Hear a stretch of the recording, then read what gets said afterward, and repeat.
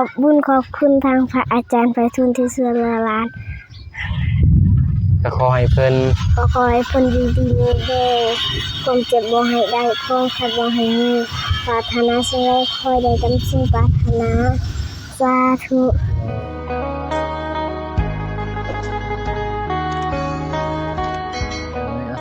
เปิดทับมาพี่เด้อพี่น้องเด้อยังอยู่กันน้องจันทนาพี่น้อยคือเก่าคือเดิมแหละพี่น้องอัปเดตทางบ้านน้องจันทนาในไลน์ FC ก็ให้เขาอัปเดตบ่อยๆเด้อบ่าวสายในไลน์ FC ก็ว่าอัปเดตแต่บ้านเก่าพี่น้องเอ้ยมองเก่าก็มีคนฮักแล้วก็คนแพงแล้วก็คนสร้างเนี่ยพี่น้องเอ้ยโอเคก็ปนเปกันไปพี่น้องเอ้ยพูดทางไอ้แดงเสื้อแตกเสื้อแต้นพี่น้องเอ้ยสบายดีเด้ออ้ายสบายดีเสื้อแตกเสื้อแต้นฮ้อนพี่น้องเอ้ยเพราะว่ามันสิเข้าฮ้อนยามแล้งแหละก็ใครแน่มันเริ่มบดนิดนึงแน่พี่น้อยฮ้อนแต่ว่าอากาศนี่แห้งฮ้อนโทษพี่น้อยโดยพี่น้องก่อนอื่นก็กราบทักทายสบายดีและสวัสดีเด้อพ่อแม่พี่น้องเมื่อสักครู่ทุกคนพี่น้องกันยินดีต้อนรับเข้าสู่ช่องบ่าวซ้ายชาแนลคือเก่าคือเดิมพี่น้องโทษถือว่าสิอัปเดตให้แม่พี่น้องได้เบิ่งอีกสักนึงพี่น้องเหลืออีกคลิปนึงเมื่อวานนี้ก็ทางอ้ายบ่าวนุ่งเพิ่นได้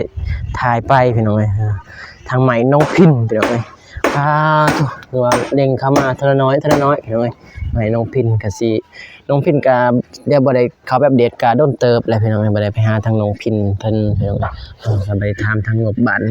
ว่ายังขาดเท่าใดแน่ทางบ่สายก็บ่ได้เข้าไปถามที่จะทายกันน้องจันทนาพี่น้องน้องพินก็ถามล่างไม้พี่น้องขอให้ถามกันไปพี่น้องสู้ๆนั่นแหละพี่น้องเพราะว่าก็ทุกคนความทุกข์ยากนั่นแหละพี่น้องบ่ติตอนนี้ก็เป็นมือสรุปพี่น้องทางสร้างเป็นมือที่ว่ามือสำเร็จเสร็จสิ้นพอเป็นมือสุดท้ายทางหลายเพิ่นว่าติดบานประตูแล้วก็แอมนิดนึงพี่น้องเพราะวันนี้มันแดดทางไหนแดงเพิ่นบ่ได้แอมนะไปพี่น้องได้สิขึ้นไปถ่ายให้พี่น้องเพิ่นได้เบิ่งได้ส้มพี่น้องพอสายก็ได้ถ่ายไปแล้วคลิปนึงพี่น้องติดบานประตูฟังนี่พี่น้องกับสางติดฟังนี่ถือว่าอันเสร็จสิ้นสบายดีเด้อสร้างต่อเติมยังไงบัดนี้ถูกเอาแนวล็อกบ่อ๋อแนวล็อกพี่น้องเอ้ยแนวล็อกจักเพิ่นสิใช้แนวล็อกจักโตบ่ฮู้ถูกถือว่าเสร็จสิ้นพี่น้องติดบ้านทางนี้ฝั่งหลังได้บ้านนึงยังอีกบ้านยังอีก1 2ยัง6บ้านอยู่กับบ้านใหญ่ของนึงทันแล้วยังมีน่าจะแล้วตาย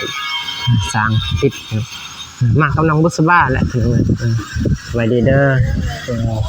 น้องบุษบาเป็นคือเก่าน้องบุษบาก็อาจจะมาบ่ดนแล้วพี่น้องนะจะบ่ดนแหละเพราะว่าก็สิเดียวก็จะเอาลงคลิปพิเศษเลยให้น้องบุษบาพี่น้องเพราะว่าน้องเพิ่นก็คือสิว่าแหละพี่น้องไปแบ่งกันไปหาแหละพี่น้องเดี๋ยวสิบอกอีกคลิปนึงที่ก็สิบ่ได้เห็นน้องเพิ่นนั่นแหละคันไปเห็นก็ไปพอกันญี่ปุ่นแล้วสิเปิดคลิปสิแจ้ง FC เลยให้น้องเนาะแต่ว่าเป็นว่าสายบ่เห็นพาน้องเพิ่นมาเดี๋ยวสิแจ้งว่าน้องเพิ่นสิไปไสเดี๋ยวสิแจ้ง FC ทุกคนแหละได้รับรู้นำกันพี่น้องเดี๋ยวว่าสายสีไทยทั้งสร้างเด้อน้องเด้อหาอยู่นี่เลยโธ่ยังนิดนึงบ่หลายดอกพี่น้องไ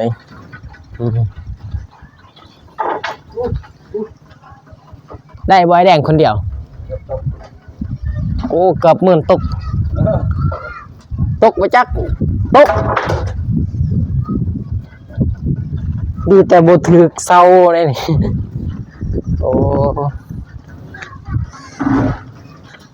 10,000ตกแล้วพี่น้องเอ้ย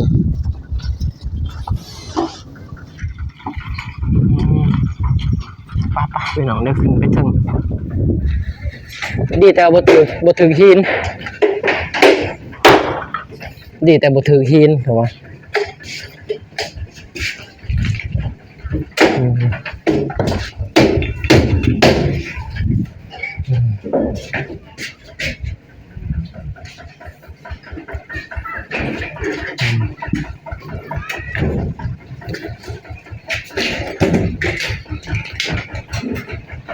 ติดบ้านยัง6 บ้านสุดท้ายบ้านนี้เนาะ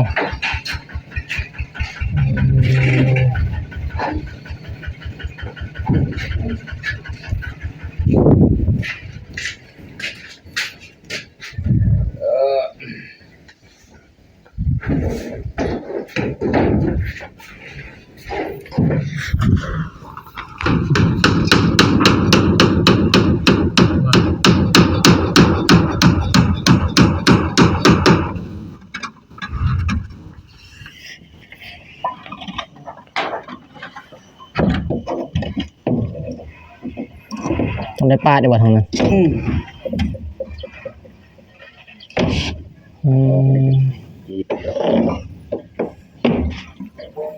แล้วไอ้แดงตรงจงไว้อีกอ่ะ ก็เมื่อวานนี่แหละแล้วเนาะไว้แดงจงไว้มือสันวันดีนะพี่น้องจงไว้อันซองกับฮอนแดด อันหนึ่งกับจงมือสันวันดีเลย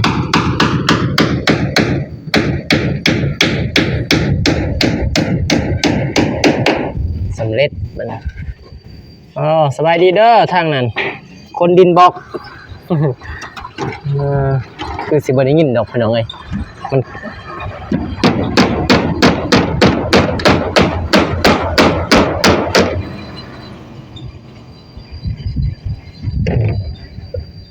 ฝั่งนี้ก็เริ่มก่อสร้างฝั่งนี้ก็ก่อสร้างเนาะแต่ว่าเล็งกันไปเลย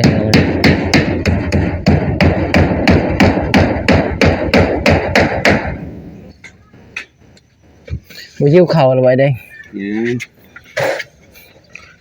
หิวข้าวหิวน้ำเนาะสร้างผู้หนึ่งแล้วสิหิวข้าวแล้วบ่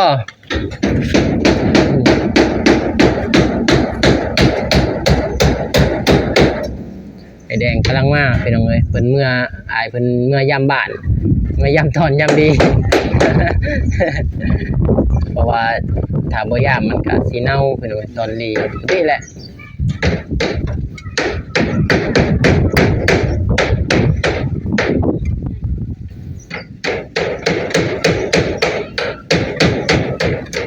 ก็พอได้ม่วนในหัวพี่น้องเอ้ย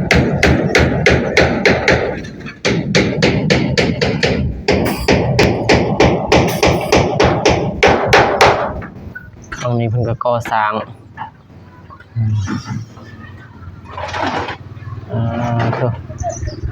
ยังแผ่นหนึ่งเหมือนแดงซ่องวะแผ่นหนึ่งอ๋อ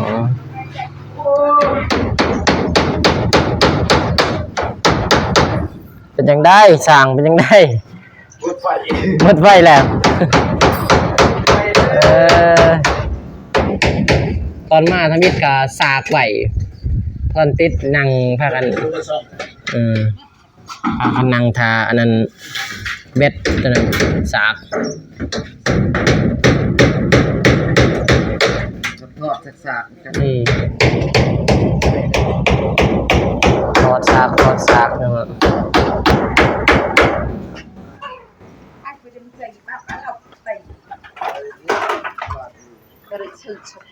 เอาไม้สลายบ่เนี่ยเอาบ่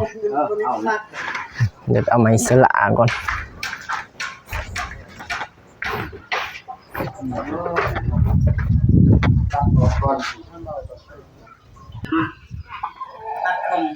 ตัดไม้สลายครึ่งบ่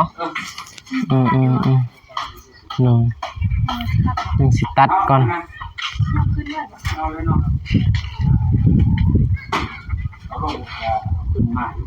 เอาขึ้นเลยตัดอยู่ถึงเลยก็ได้เนาะ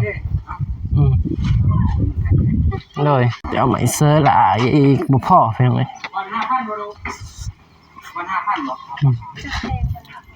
ยังแผ่นหนึ่งบ่พอยังแผ่นหนึ่งนี่แหละ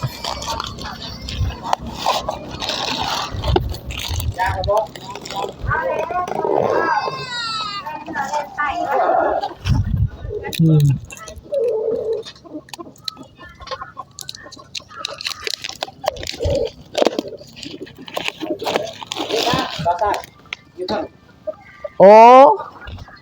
อีกเลย ขนาดยังตั้งติดตกปากของเพิ่น บ่ได้จีก็ได้หั่น จบก่อน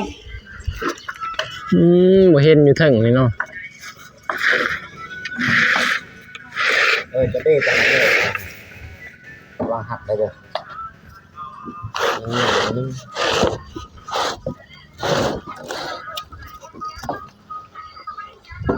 จะเอาลงส่วนเดิมมันหักปัด แป๊ก ไอ้สิขึ้นได้ เที่ยวที่ไหน นี่เงี้ยเจ้าเงี้ยค่อนข้าง เงียงเอาบ่เงียงขึ้นเทิงบ่ เออเงี้ยก็จะตูดไปพุ่นแล้วก็จะเอาลงเดือนน่ะลงสดจัง ขนาดมันอ่อนนี่ดิเฮ็ดได้ไดเสี้ยวขนาด ลงไปยืนให้ได้เบิ่ง มึงได้ขึ้นเทิงเลยเหรอ บ่ถนัดกับข้องอ่อนถนัดกับข้องแข็ง มันอยู่สูงเด้อยู่หุ่น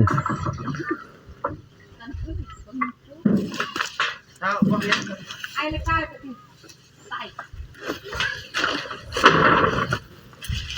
ขึ้นเลยบ่ ครึ่งนึงก็ได้ หักเลยก็ได้บางทีกาสิตัดหน่อยได้เนาะ เอาขึ้นมาเลยเออ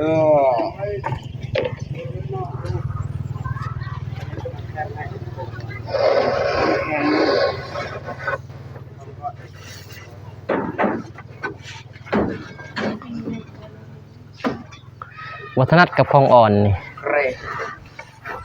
เนี่ยแหละ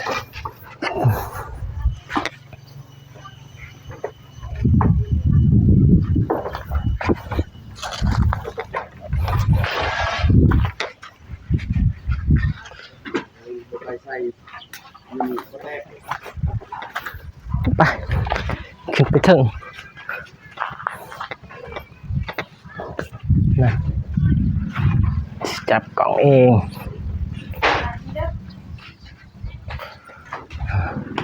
ขันใด7ขัน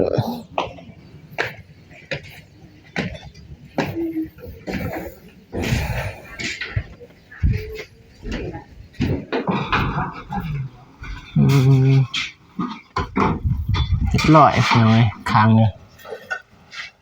ไอ้สร้างเพื่อเห็ดไว้ขนาดจดจัด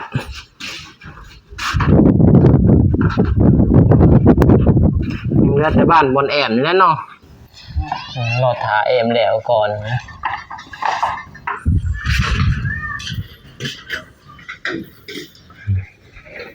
สรุปหน่อยสรุปผลงาน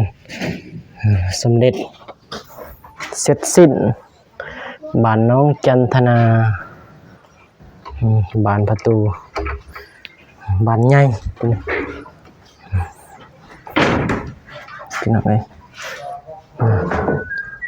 ปุ๊บ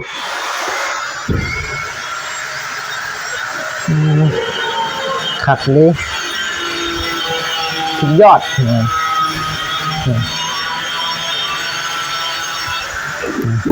สุดยอดแน่นติ่งกินข้าวว่าไอ้สั่งเพราะว่ามันกาเพ่นนะได้พี่น้องเอ้ยกินข้าวกินน้ำ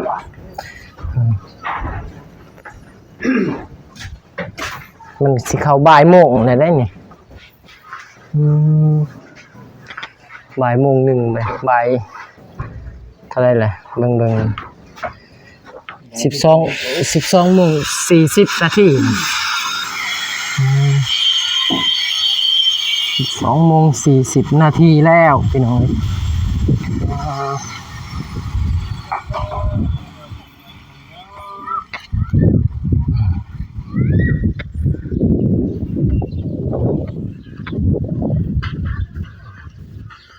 สำเร็จเสร็จสิ้นมันนี่เป็นมือสรุปพี่น้องเอ้ย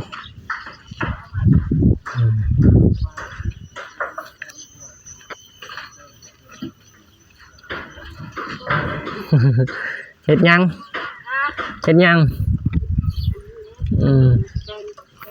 โอ้แต่คงกินบ่สบายดีพากันเฮ็ดหยังน้องพินเอากินแต่งให้สร้างบ่น้องพินสบายดีเด้อแม่เท่าไป บ่ได้มาอัปเดตน้องพินดนเลยพี่น้องเอ้ยได้ใหม่ได้ตอกเด้บัดนี้ไปพี่น้องเดี๋ยวเบิ่งทางสร้างเพิ่นกินข้าวกินน้ำก่อนพี่น้องเอ้ยทางแม่เนาะจันทนาแต่งอยู่แต่งกินได้สร้างเนาะกินมื้อนี้เนาะทางแม่น้องจันทนาให้สร้างกินนี่ไอ้แดงกินข้าวไอ้แดงโทษอาหารดีเนาะ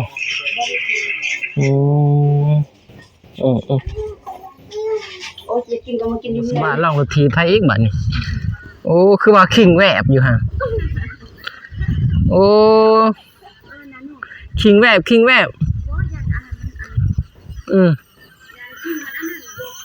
มันอันนั้นจักบ่ได้สูบจักมันแวบไปสูบก่อนมันบ่แวบสบายดีมั้ยมันน้อยเนาะโอ้นะมันแบบดิมันแวบแล้วนี่มันแวบไปสูบมันแวบบ่รู้ดอกแต่มันแวบนะแบบย่างมันอ่อนนะ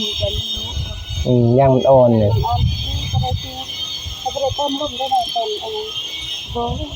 โอ้มันเติมเลยเดียวนี่มีผังสูบเติมคือไปขอบางสูบที่ถ้าเกิด1มันแวบอีกสูบไปขอบางสูบในบาสิคั่นนะมันแวบมันไผแล้วให้กันกินสูบเอาเมียนถ้าไปมีผังสูบเป็นสูบคือไปเมียนน้องสบา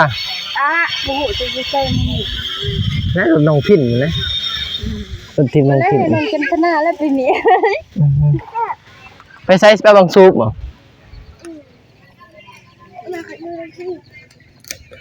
ขี่รถทีไม่ได้ไปน่าจะขี่รถทีไปเอาไปไหมอายเลยนะนี่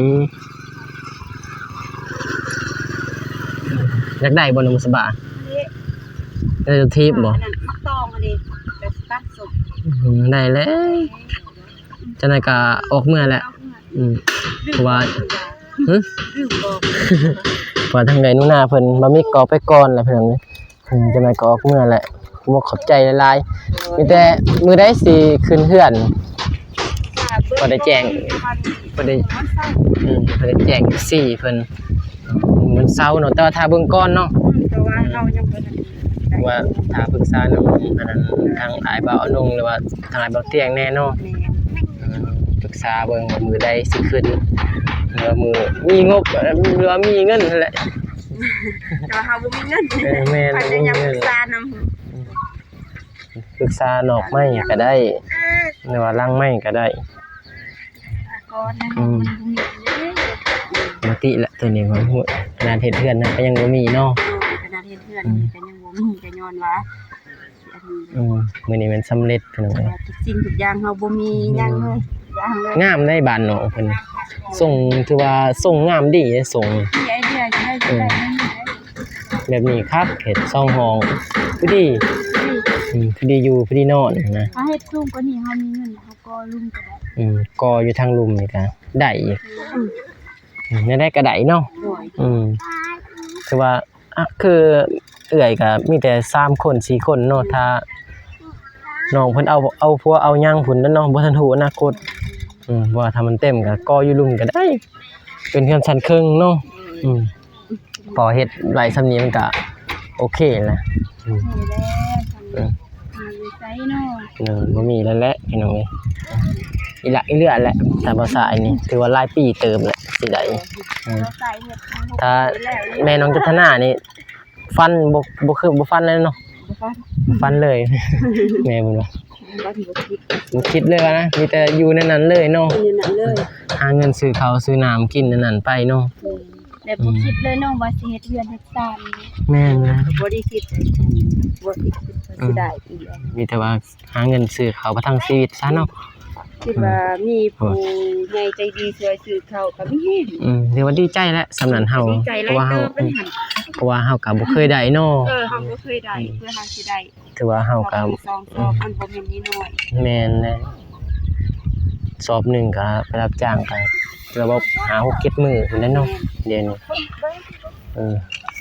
บ่แม่นน้อย เนาะ ๆนั่นแหละพากันสูบเจ้าของเพิ่นบ่ฮู้บัดนี้พากันเฮ็ดนะแหละน้องจันทนาน่ะได้อีก เอาอีก มันสิได้บ่ให้ผู้น้อยสูบให้น้องจันทนามันสิได้บ่สูบ ได้บ่ ได้ นาง โอ้ my god ได้บ่ได้แล้วเอา ได้ ไว้ แล้ว เอาออกให้นะ เป็นดอกบ่